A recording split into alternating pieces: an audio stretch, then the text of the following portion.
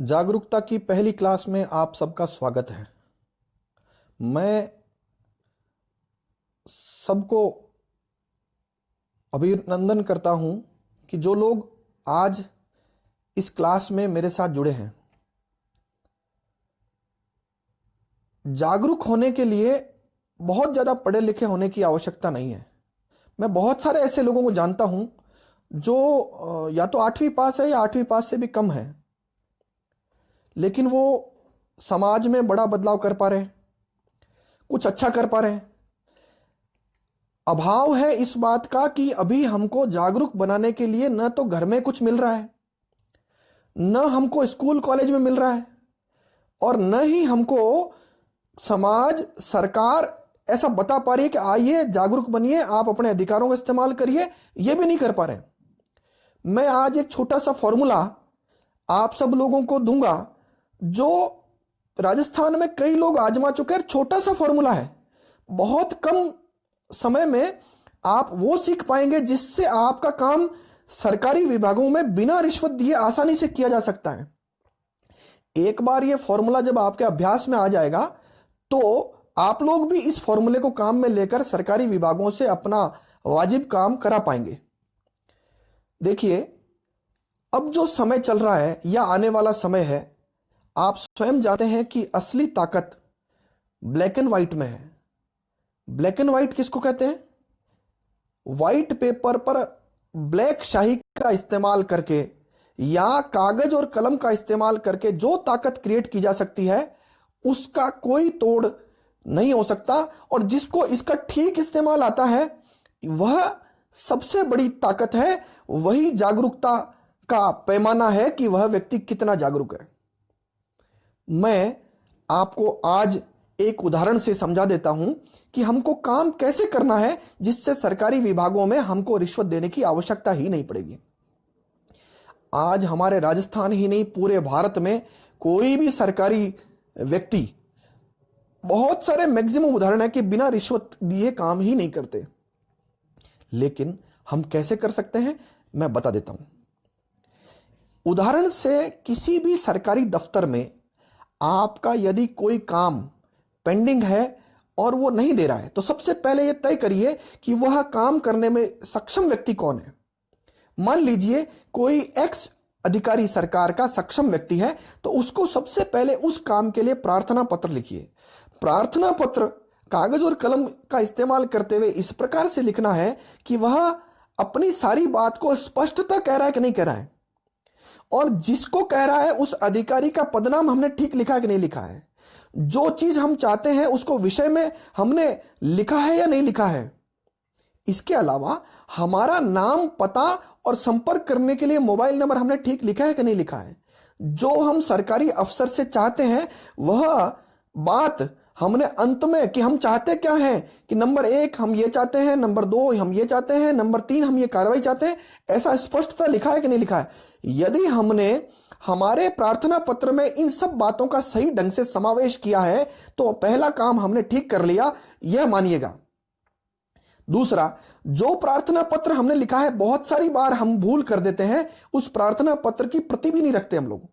तो पहला फॉर्मूला है कि जो भी प्रार्थना पत्र किसी सरकारी दफ्तर में देंगे उसकी एक प्रति हमेशा हमारे पास होनी चाहिए। सरकारी दफ्तर में हम जब जाकर के यह प्रति देंगे तो 23/4/2015 का राजस्थान सरकार का एक सर्कुलर है जिसके तहत हर सरकारी दफ्तर उस जो आपकी सेकंड कॉपी है उस पर रिसीव्ड देने के लिए बाध्य होगा। वह सरकारी दफ्तर अपने बोर्ड में भी लिखेगा कि आपका यह प्राप्ति रसीद लेना आपका अधिकार है। तो पहला, आप उस सरकारी दफ्तर में दूसरी कॉपी साथ लेकर जाइए, फोटोकॉपी, अथवा उस पर रिसीव्ड लेने के लिए जिस व्यक्ति को निर्धारित किया गया है उस व्यक्ति के पास जाइए। उस अफसर के पास जाने की जरूरत नहीं है।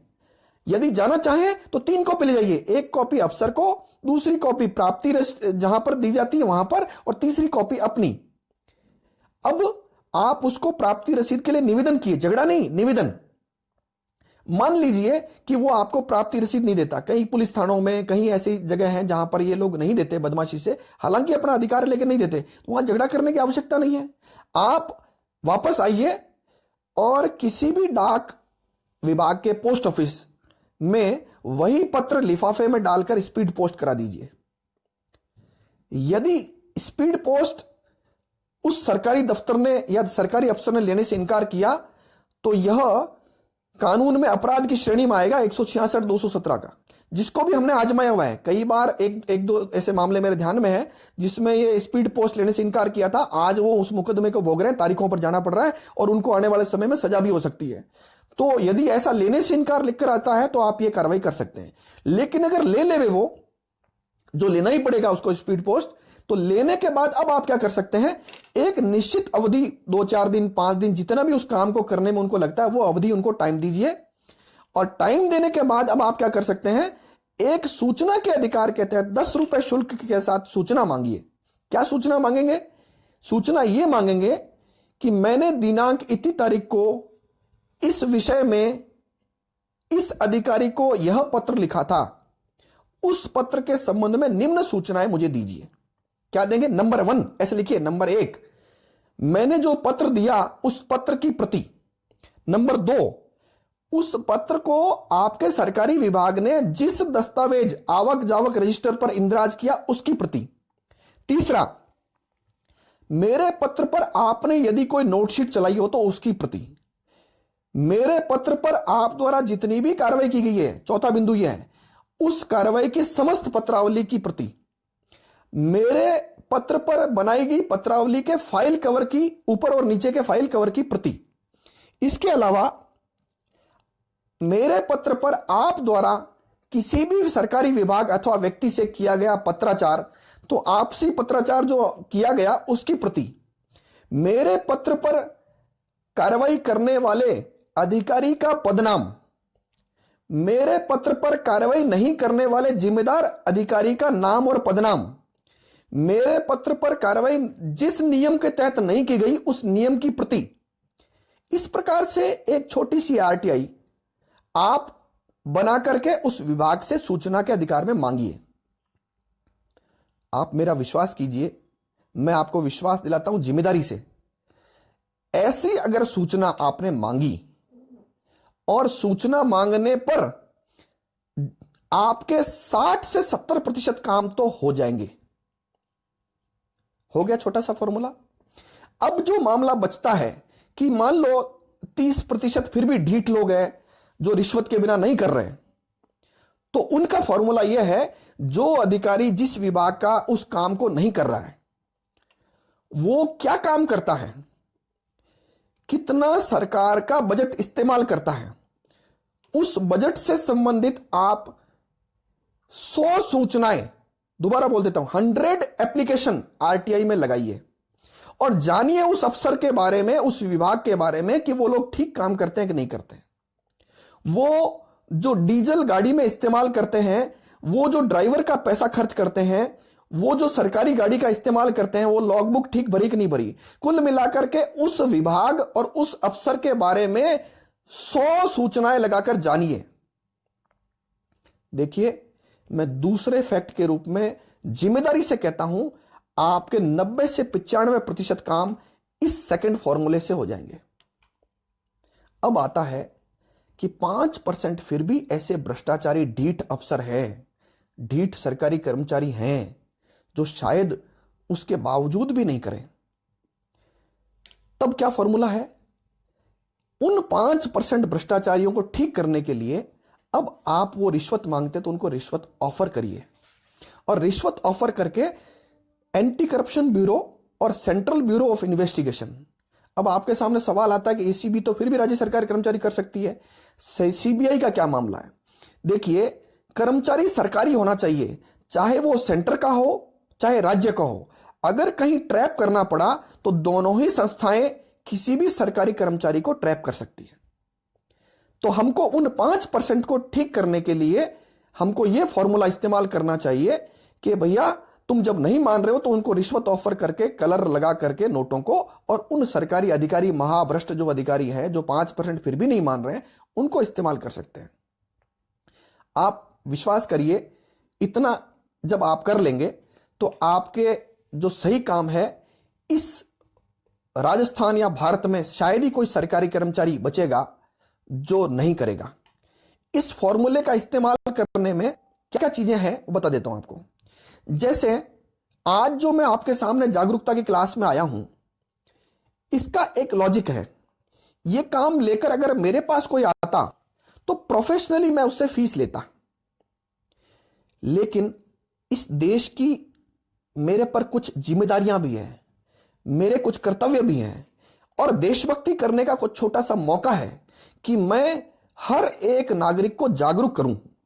अगर राजस्थान में ऐसे जागरूक नागरिकों की संख्या बढ़ जाए जो अपने काम सरकारी अफसर से करा सकें, राजी खुशी से करे तो राजी खुशी से, अथवा उसको बाध्य करके भी करा सके और अपने अधिकारों का इस्तेमाल कर सके, तो यह जिम्मेदारी जो मेरे देश के प्रति है वो मैं पूरी करने आज आपके सामने इस क्लास में आया हूं। देखिए, आज से पहले सूचना के अधिकार पर एक बड़ा हौवा उन भ्रष्टाचारियों ने खड़ा किया जो चाहते हैं कि हर आदमी सूचना नहीं मांगे। यह पहला कानून है जो नागरिकों को मिला है, जिसमें नागरिकों की कोई जिम्मेदारी नहीं है। इससे पहले नागरिकों को कैसे चलना चाहिए, कैसे उनको काम करना चाहिए, उनको अपराध नहीं करना चाहिए, अगर आप कुछ भी नियम तोड़ोगे तो आपको जेल जाना पड़ सकता है, आपको जुर्माना भरना पड़ सकता है। यह पहला देश का ऐसा कानून है जिसके माध्यम से आप अपने अधिकारों का इस्तेमाल कर सकते हैं। सूचना के अधिकार पर या अन्य कुछ कानूनों पर हम जागरूकता की क्लास जो सेकंड थर्ड लगाएंगे उसमें और जानकारी देंगे, लेकिन आज का फॉर्मूला केवल इतना सा है, अपने सही काम को सही सरकारी दफ्तर में प्रार्थना पत्र के माध्यम से भेजिए और उस प्रार्थना पत्र पर सूचना मांगिए, और सूचना मांगने पर आपके काम हो जाएंगे। यदि मान लो फिर भी काम बच जाते हैं तो उस सरकारी दफ्तर और उस सरकारी अफसर से संबंधित कम से कम 100 सूचनाएं मांगिए। मैं विश्वास दिलाता हूं 95% काम आपके फिर भी हो जाएंगे। 5% ढीठ भ्रष्टाचारी जब नहीं करे तो उनको रंग लगा करके नोट देने का जो काम है वो किया जा सकता, क्योंकि वो फिर भी नहीं मानेंगे। देखिए, अब हम इस क्लास के माध्यम से आपके समक्ष जो जिम्मेदारी पूरी कर रहे हैं वो जिम्मेदारी मेरे देश के प्रति है, मेरे राजस्थान के देश के वो नागरिक जो वास्तव में तो मालिक हैं लेकिन अपने मालिक का भाव नहीं जगा पा रहे हैं, उसके लिए मैं आपके सामने उपस्थित हुआ हूं। इस छोटी सी क्लास में कुछ मिनट में मैंने बहुत सारी बात कहने का प्रयास किया है। आपको अगर नहीं समझ में आए तो इसको रिपीट करके आप सुनिएगा। जब रिपीट करके सुनेंगे तो आपके कई सारी समस्याओं के समाधान होंगे। फिर भी इस बात को जागरूकता की क्लास सेकंड, जागरूकता की क्लास थर्ड या इस अभियान बनाकर अपन इस काम को करेंगे ताकि जागरूक नागरिक हर तहसील, हर गांव, हर शहर, हर कस्बे में हो, हर राज्य में हो, तो उसका इन भ्रष्टाचारियों पर भय व्याप्त होगा। और इस काम को करने से न केवल हमारा नॉलेज बढ़ेगा तो हमारे अंदर कॉन्फिडेंस भी बढ़ेगा, और कॉन्फिडेंस बढ़ने के बाद यदि हम हमारा काम करा पाए तो हम हमारे गांव के अन्य जो साथी हैं जो कम जागरूक हैं, कम पढ़े लिखे हैं, उनका काम भी इस जागरूकता के माध्यम से हम करा सकें। ऐसी अपेक्षा आप सब लोगों से मैं भी करता हूं। जिस प्रकार से देश की प्रति मेरी जो जिम्मेदारी थी, जो देशभक्ति का छोटा सा काम था, मैंने किया। अगर आपको यह बात ठीक समझ में आ गई हो तो आप भी इस देशभक्ति का छोटा सा काम अपने अपने क्षेत्र में, गांव में, कस्बे में, अपनी गली में, मोहल्ले में कर सकते हैं। इस पूरी क्लास के बाद मैं आग्रह करूंगा इस बात को समझकर सब लोग इसका इस्तेमाल करें और जागरूक बने, मालिक का भाव जगाएं। मैं आपके सामने ऐसी जागरूकता की क्लास सेकंड लेकर के पुनः उपस्थित रहूंगा, उसकी सूचना पहले से आपको दे दूंगा। धन्यवाद, बहुत बहुत आभार। आप लोगों ने मुझे सुना। आभार, धन्यवाद, जय हिंद।